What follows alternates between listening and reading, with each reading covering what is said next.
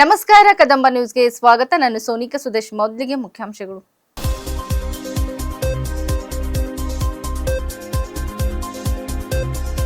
ಹೋಳಿ ಪ್ರಯುಕ್ತ ಜನತೆಗೆ ಶುಭ ಕೋರಿದ ಶಾಸಕ ಡಾ ಶೈಲೇಂದ್ರ ಬೆಲ್ದಾಳೆ.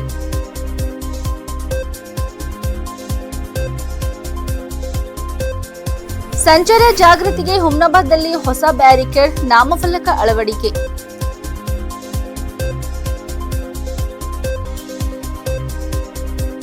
ಶರಣು ಸಲಗರ್ ಬೇಲೂರು ಭೇಟಿ, ರೈತರ ದಾರಿ ಸಮಸ್ಯೆಗೆ ಭರವಸೆ. ಸುದ್ದಿಯ ವಿವರಗಳು.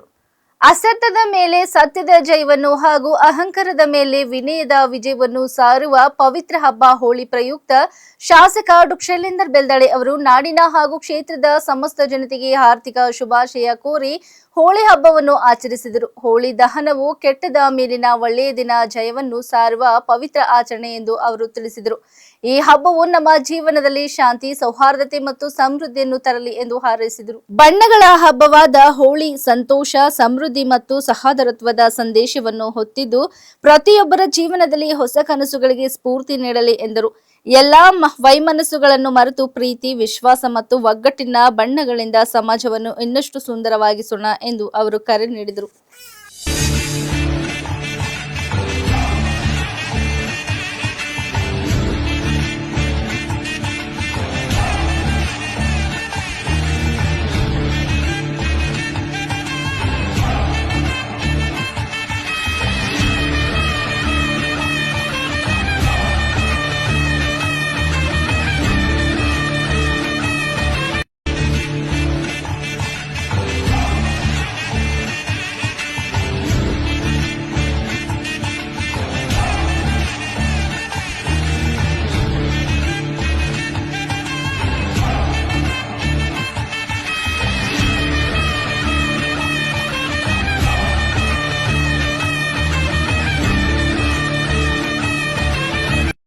ಸಮಸ್ತ ನಾಡಿನ ಜನತೆಗೆ, ಜಿಲ್ಲೆಯ ಜನತೆಗೆ ಹಾಗೂ ನನ್ನ ಮತಕ್ಷೇತ್ರದ ಜನತೆಗೆ ಹೋಳಿ ಹಬ್ಬದ ಹಾರ್ದಿಕ ಶುಭಾಶಯ ಕೋರ್ತೀನಿ.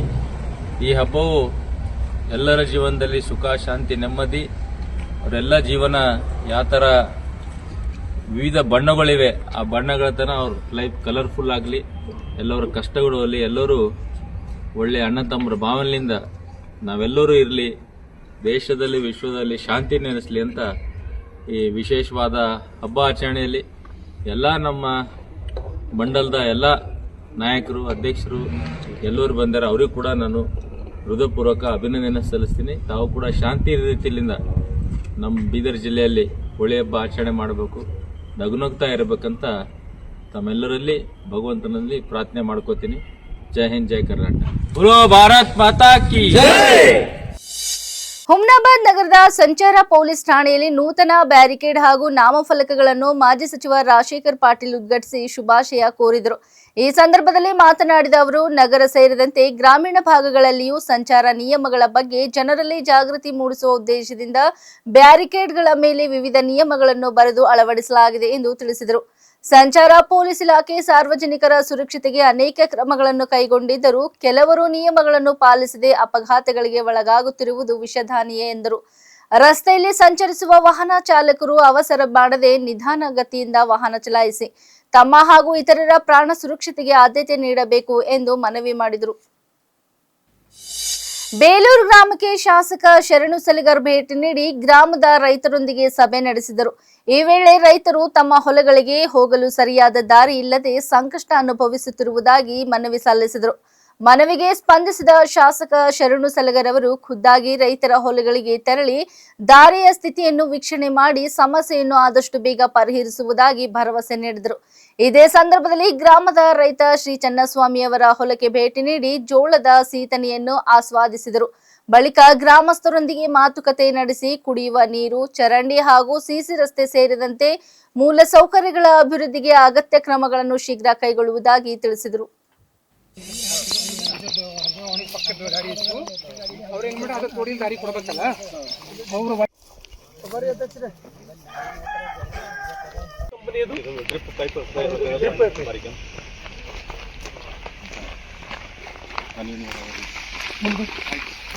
ಇಲ್ಲಿ ಹಚ್ಚಿ ನೋಡ್ ಬಂದಿದ್ರಿ ಮುಂದೆ ಬಲಕೊಂಡ್ ಮನೆಗೆ ಹೋಗಿದ್ದ ಅದು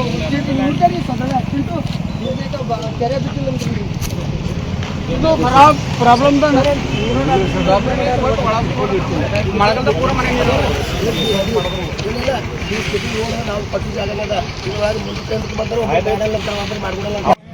ಬಂದು ಉಂಡು ಹೋಗತನ ಬಿಡ್ತಿದ್ರಿ ಜನ್ಮ ನೋಡ್ ಮತ್ತೆ ಮಡ್ಕೆನ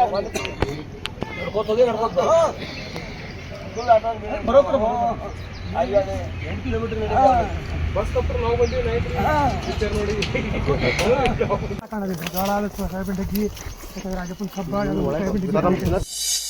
ಬಾಗಲಕೋಟೆ ಜಿಲ್ಲೆಯ ಜಮಖಂಡಿ ತಾಲೂಕಾ ವ್ಯಾಪ್ತಿಯ ಮುತ್ತೂರು ಗ್ರಾಮದಲ್ಲಿ ಜಿಲ್ಲಾಡಳಿತ, ಜಿಲ್ಲಾ ಪಂಚಾಯತ್ ಹಾಗೂ ಶಾಲಾ ಶಿಕ್ಷಣ ಇಲಾಖೆ ಸಹಯೋಗದಲ್ಲಿ ಶ್ರೀ ದುಂಡಪ್ಪ ಸಂಗಪ್ಪ ಹಿಪ್ಪರ್ಗಿ ಸರ್ಕಾರಿ ಪ್ರೌಢಶಾಲೆಯ ನೂತನ ಶಾಲಾ ಕಟ್ಟಡದ ಉದ್ಘಾಟನಾ ಸಮಾರಂಭ ಜರುಗಿತು.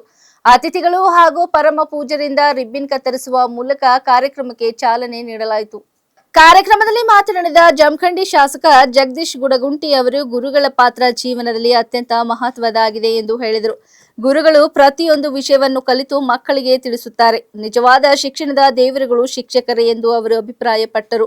ಗುಂಡಪ್ಪ ಗಂಗಪ್ಪ ಅವರು ಸುಮಾರು 30 ವರ್ಷಗಳ ಕಾಲ ಪುರಾಣ ಹಾಗೂ ಪ್ರವಚನಗಳ ಮೂಲಕ ಸಮಾಜಕ್ಕೆ ಮಾರ್ಗದರ್ಶನ ನೀಡಿರುವುದನ್ನು ಅವರು ಸ್ಮರಿಸಿದರು. ಜೀವನದಲ್ಲಿ 3 ಆಗಳನ್ನು ಕಲಿಯಬೇಕು ಎಂದು ಹೇಳಿದ ಅವರು ಆಲಯ, ದೇವಾಲಯ, ವಿದ್ಯಾಲಯ ಎಂಬ ಮೌಲ್ಯಗಳನ್ನು ಮಕ್ಕಳಿಗೆ ಬೋಧಿಸಬೇಕು ಎಂದರು. ಆಲಯ ಅಂದರೆ ಮನೆಯೇ ಮೊದಲ ಶಿಕ್ಷಣ ಮಂದಿರವಾಗಿದ್ದು ಅಲ್ಲಿಂದಲೇ ಸಂಸ್ಕಾರ ಮತ್ತು ಮೌಲ್ಯಗಳ ಪಾಠ ಆರಂಭವಾಗುತ್ತದೆ ಎಂದು ವಿವರಿಸಿದರು. ಮಕ್ಕಳು ಉತ್ತಮ ಶಿಕ್ಷಣದೊಂದಿಗೆ ಸತ್ ಸಂಸ್ಕಾರಗಳನ್ನು ಅಳವಡಿಸಿಕೊಂಡು ಜೀವನದಲ್ಲಿ ಉನ್ನತ ಸಾಧನೆ ಮಾಡಬೇಕು ಎಂದು ಅವರು ಕರೆ ನೀಡಿದರು.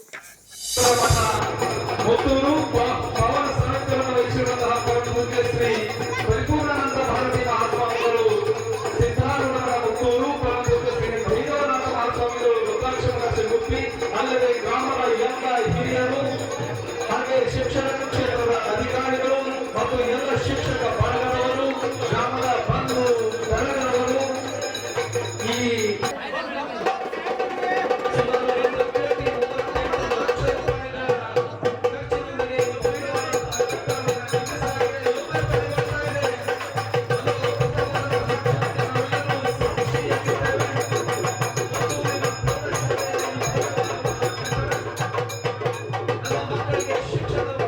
ಬದಲಾವಣೆಗಳು. ಯಾಕಂದ್ರೆ ದಿನಂಪ್ರತಿ ಇವತ್ತು ಟೆಕ್ನಾಲಜಿ, ಇಂಜಿನಿಯರಿಂಗ್ ಒಳಗೆ ಬಡ್ತಿ ಹೊಂತಾ ಇದೆ. ಸಂಶೋಧನೆಯಿಂದ ಬಹಳಷ್ಟು ಕಲಿತಾ ಇದ್ದೇವೆ. ಅವನು ಕೂಡ ಅವರು ಅರ್ಥ ಮಾಡ್ಕೋಬೇಕು, ಅದನ್ನು ಅಪ್ಗ್ರೇಡೇಷನ್ ಮಾಡ್ಕೋಬೇಕು, ಅದನ್ನು ತಿಳಿಸಿ ಮತ್ತೆ ಮಕ್ಕಳಿಗೆ ಹೇಳ್ಬೇಕು. ಇಂಥ ಆಗುವ ಬದಲಾವಣೆಗಳನ್ನು ರೈಲ್ವೆ ಸಮಯದಲ್ಲಿ ಅರ್ಥ ಮಾಡಿಕೊಂಡು ಅವರಿಗೆ ಕಲಿಸುವಂತಹ ಮಹಾನ್ ಕೆಲಸ ಇವತ್ತು ಗುರುಗಳು, ಗುರು ಮಾತೆ ಮೇಲೆ ಇದೆ. ಅವರೇ ನಿಜವಾದ ಶಿಕ್ಷಣ ಕೊಡುವಂತ ದೇವತೆಗಳು ಅಂತ ನಾನು ಇಲ್ಲಿ ಹೇಳಲಿಕ್ಕೆ ಬಯಸ್ತಾ ಇದ್ದೇನೆ. ಆದ್ರೆ ಇವತ್ತು ನಿಜವಾಗಿ ಹೇಳ್ಬೇಕಾದ್ರೆ ಹೇಳಿದ್ರು 2013ರಲ್ಲಿ ಈ ಒಂದು ಶಾಲೆಗೆ ಪರವಾನಗಿ ಸರ್ಕಾರದಿಂದ ಸಿಕ್ತು. ಆದ್ರೆ 2022 ಅಡಿಗಲೇ 9 ವರ್ಷ ಹಂಗೆ ಖಾಲಿ ಬಂತು.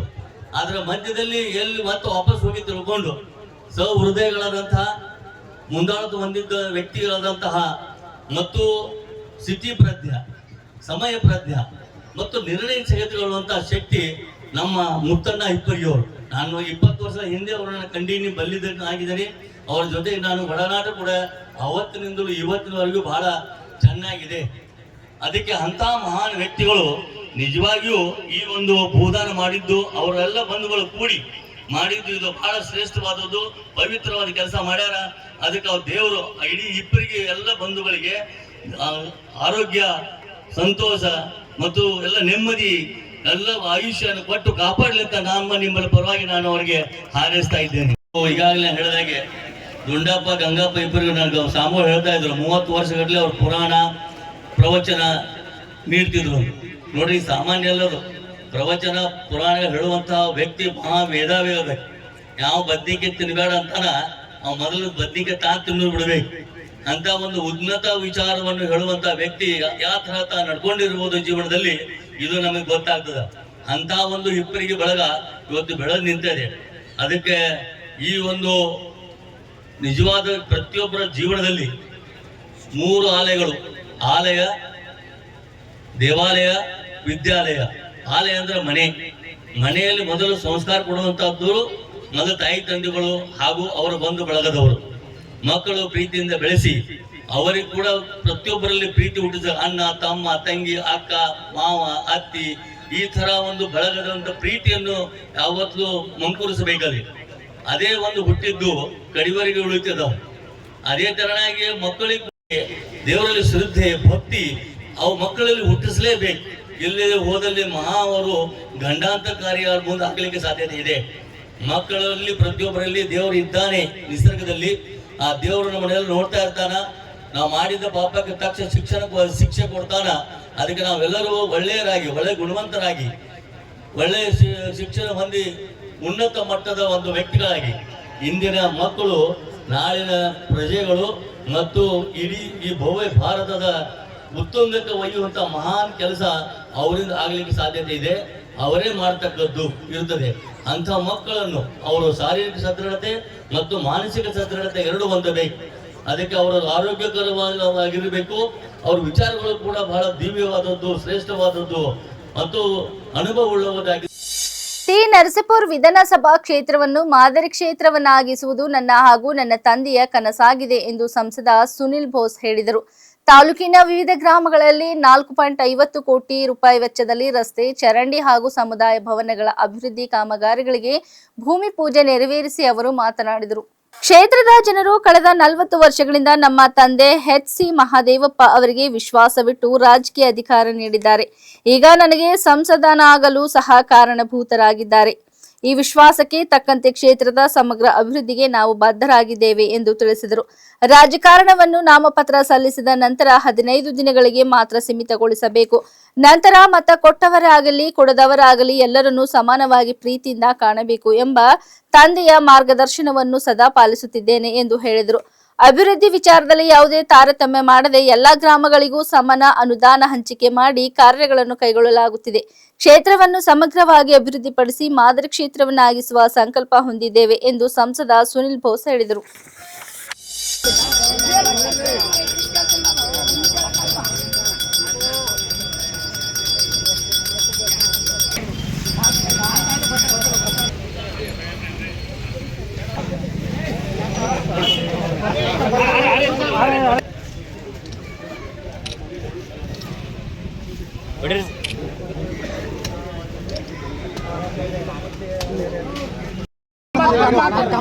ನಮಗೆ ದೇವಸ್ಥಾನದಿಂದ ಊರೊಳಗಡೆ ತರಕ್ಕೆ ತೊಂದರೆ ಆಯ್ತದೆ. ಅದು 9 ಕಂಬ ಹೈಟ್ ಮಾಡಿದ್ರೆ ಇನ್ನು ಊರೊಳಗಡೆ ಎಲ್ಲ ಬೆಳಿಗ್ಗೆ KEB ಅವರು ನಮ್ಗೆ ಹೆಲ್ಪ್ ಮಾಡ್ತಾರೆ.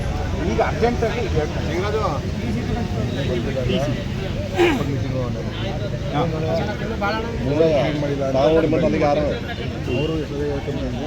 ಗ್ರಾಮಗಳಿಗೆ ಇವತ್ತು ಬುದ್ಧಿ ಪೂಜೆಯನ್ನು ಇಟ್ಟಿದ್ದೀವಿ. ಅದರಲ್ಲಿ ಎಟ್ಟಿ ವತಿಯಿಂದ ಆಡಿಪೇರ್ ಇಲಾಖೆಯಿಂದ SCP ಕಾಲೋನಿಗೆ ಸುಮಾರು 55